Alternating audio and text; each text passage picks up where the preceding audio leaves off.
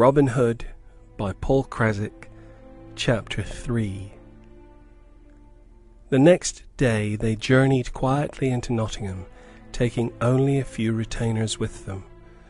The clerk chose to stay at the hall, fearing, as he said, that his eyes would be offended with the vanity of the town.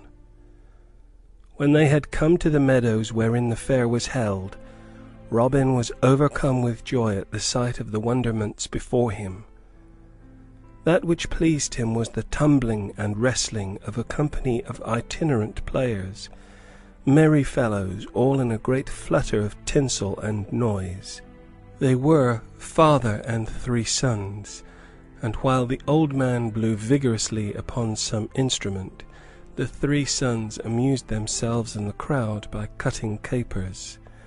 Again and again did Robin entice Master Montfichet to return to these strollers. It was the wrestling that most moved him, for they put such heart into it as to make the thing seem real. "Give them another penny, sir," requested Robin with heightened colour. "Nay, give them a silver one. Did you ever see the like? The little one has the trick of it, for sure. I do believe that he will throw the elder in the next bout." "Will you try a turn with me, young master?" asked the little stroller, overhearing these words.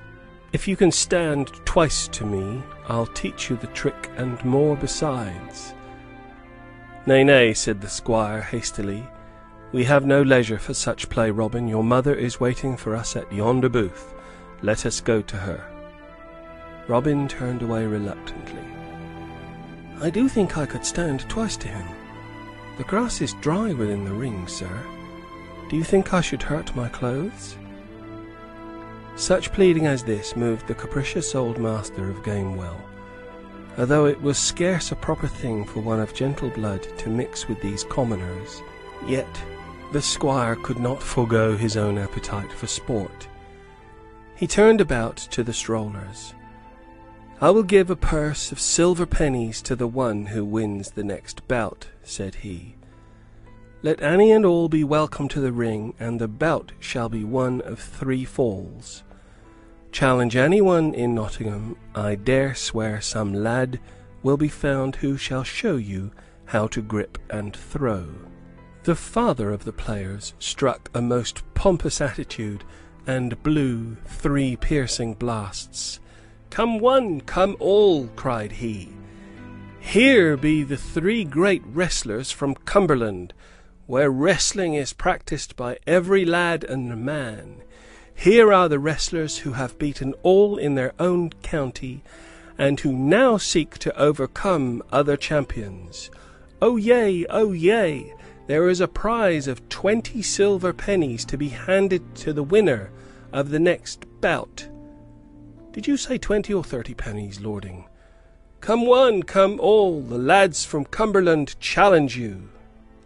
"Now let me wrestle for the pence, sir," pleaded Robin, catching hold of the squire's sleeve.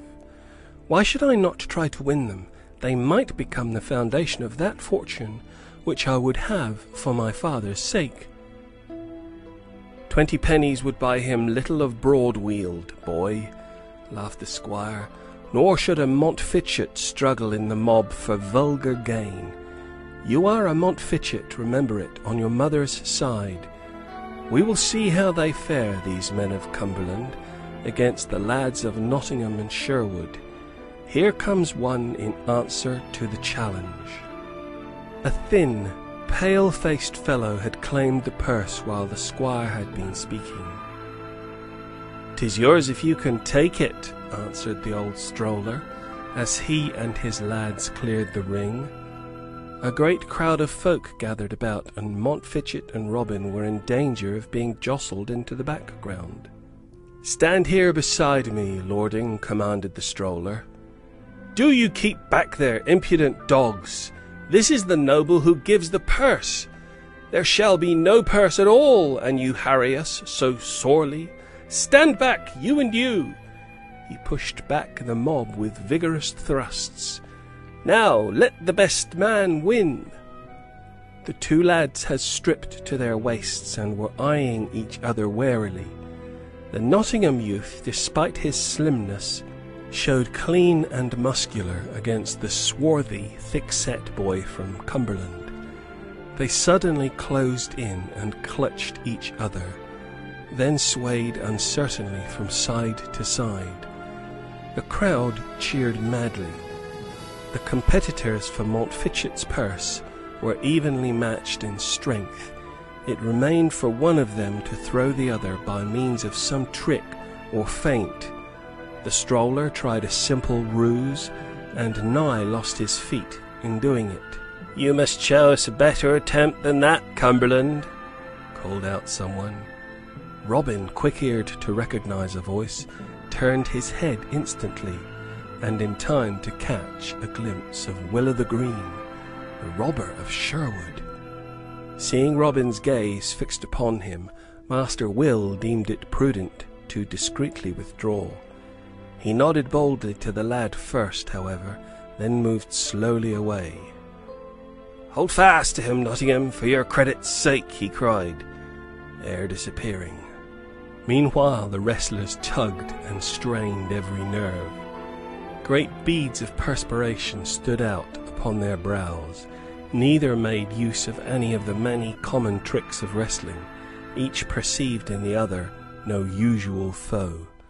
Suddenly the Nottingham lad slipped, or seemed to slip, and instantly the other gripped him for a throw.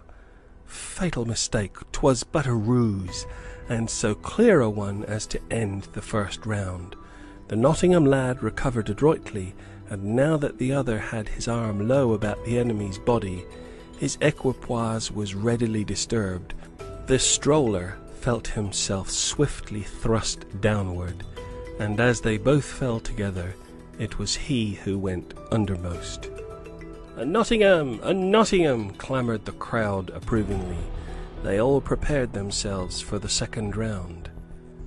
This, to Robin's surprise, was ended as soon as begun. The Cumberland lad knew of a clever grip, and practised it upon the other immediately, and the Nottingham hero went down heavily. The third bout was a stubborn match, but fortune decided it at length in favour of the stroller. Montfichet handed the purse to the winner without regret. "Spend the money worthily as you have won it, Cumberland," spoke the squire. "Now, Robin, let us join your mother. She will be weary waiting for us. And if your stomach sickens for a fight with me, master, here may I be found until Saturday at noon." So said the little tumbler roguishly. "'Tis a pity that we could not tussle for the purse, eh? But I would have given your ribs a basting."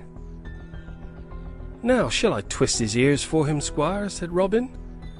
"Nay, boy, let his ears grow longer, as befitteth. Then you will have freer play with them. Come with me to see the miracle play, and be not so ready to answer these rascallions. I begin to think we should not have gone the round of the shows by ourselves, Master Spitfire. Travelling unattended with you is too dangerous a business." Montfichet smiled, despite his chidings. He had already taken a fancy to this high-spirited youth. He walked affectionately with his hand upon Robin's shoulder, towards the booth where, with her maids, Mistress Fitzooth was waiting for them. "Are you sorry for Nottingham, Robin?" he asked, as they passed by the pale-faced, rueful wrestler. "Then take him this little purse quietly. Tell him it is for consolation from a friend." Robin gladly performed the task. Then, as he returned to the squire's side, thought to ask instruction on a point which had perplexed him not a little. "Yesterday, sir," he began, "when we were in the greenwood, all men seemed eager to catch the robber chief." "Well, Robin?" "Today he walks about Nottingham Fair, and no one attempts to tarry him." "Why is this, sir? Is the ground sanctuary?" "Have you spied out Will o' the Green, indeed?" began Montfichet eagerly. "That were hard to believe, for all he is so audacious." "Truly, sir, I saw him when we were at the wrestling. He peered at me above the caps of the people. Point him out now to me, Robin, if you can." The squire became humorously doubtful, and his amusement grew upon him as Robin vainly searched with his bright eyes about the throng. "No Will o' the Green is here, child. He would be a fish out of water indeed in Nottingham town. Dearly would I love to catch him, though." "Yet I did see him, sir, and he knew me. Now here is my mother, who shall tell you how long we talked together yesterday. It is not likely that I would forget his voice." "Well, well, perhaps you are right," said the squire. "At any rate, we'll keep sharp eyes for the rogue. Have you seen the miracle play, Sister Nell?" he added now to Mistress Fitzooth. "I have been waiting here for you," answered she, briefly. "Robin, what do you think of it all?" Robin's reply was drowned in the noise of the music made within the tents. It was so dreadful a din that all were fain to move away. "See, mother, here is a wizard. Let us go in here." Robin had spied a dim, mysterious booth, outside of which were triangles and cones and fiery serpents coming forth from a golden pot, with cabalistic signs and figures about the side of it. Standing there was a tall, aged man, clad in a long red robe and leaning upon a star-capped wand. "Will you have the stars read to you, lording?" he asked gravely. "Aye, surely," clamoured Robin. "Come, mother mine. Come, sir, let us ask him questions of Locksley, and hear what my father may be doing." "Do you think that you will hear truth, child?" "Well, have your way. Will you join us, Nell? The business is a pleasing one, for these knaves have the tricks of their trade. But hark ye, friends, give no real heed to the mummery." The wizard ushered them into his tent. Then he dropped the edge of the canvas over the opening, shrouding them in complete darkness. The squire began an angry protest, thinking that now was a good chance for any confederate to rob them or cut their pockets. But the wizard, unheeding, struck suddenly upon a small gong. A tiny blue flame sprang from a brazier at the far end of the tent. In the strange light, one could now see the furniture and appurtenances of this quaint place. They were curious enough, although few in number. A globe and a small table covered with a black cloth, a bench strewn with papers and parchments, and a skeleton of an ape, terribly deformed, were the chief items of the collection. A curtain concealed part of the tent. Behind the brazier were hanging shelves covered with little bottles and phials. The wizard stretched his wand out toward the dancing blue flame, and it forthwith leapt up into a golden glory. "Approach, Robin, son of Fitzooth the Ranger," commanded the wizard. "Place your hand upon the globe and look down upon this table." He pushed away the black cloth, showing that the center of the table was made of flat, green glass. "Look steadily and tell me what you see." "I see through it the grass of the ground on which we stand," said Robin. "There is naught else." "Look again, Robin of Locksley." Robin strained his eyes in the hope of discovering something of mystery, but the flat glass was clear and disappointing. "Let me take your place, Robin," said Mistress Fitzooth impatiently. But now the green of the glass began to fade, and it seemed to become opaque and misty. Robin dimly saw in it a sudden miniature picture of a glade in the forest of Sherwood, the trees moving under a southwest wind, and the grasses and flowers bowing together and trembling.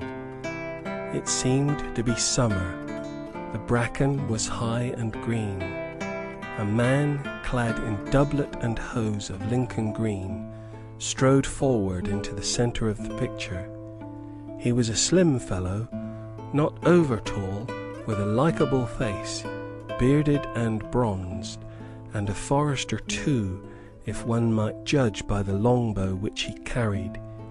He wore no badge nor mark of servitude, however, and walked as a free man. His face, vaguely familiar, wore an expectant look.